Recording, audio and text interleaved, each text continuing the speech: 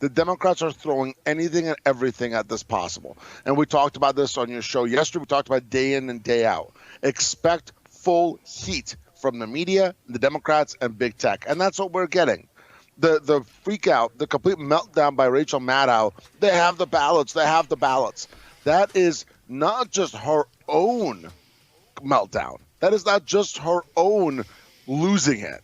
That's not just her saying this is a bad situation. That's a signal. That's their signal, not noise. Go and attack this audit with everything you have.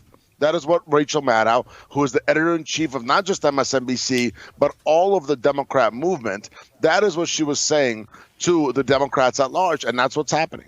That is why you have the attack from the attorneys, the attack from the media, and you have so much focus on it now from the left-wing mainstream media, because they don't want this audit to be completed, and if it is completed, they want it to be discredited.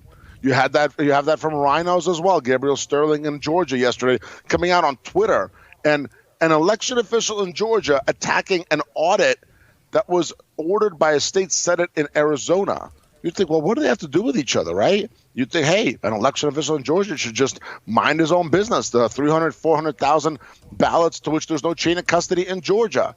But you know what?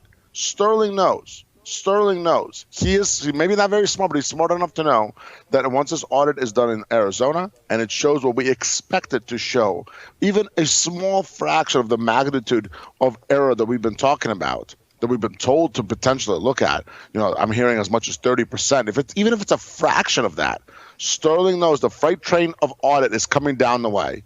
It's on the train to Georgia, and that's why you have this hearing in Cobb County today, and there's going to be more and more and more and more.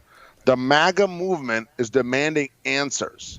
And as long as there are strong enough politicians like Mark Fincham, like Sonny Borelli, like Karen Fann in Arizona, as long as there's strong enough politicians across the country, those receipts are going to be demanded, and they're likely going to have to be turned over as long as the Democrats aren't able to stop it in the courts, and their cohorts, the rhinos, the Republicans in name only, aren't able to stop it administratively.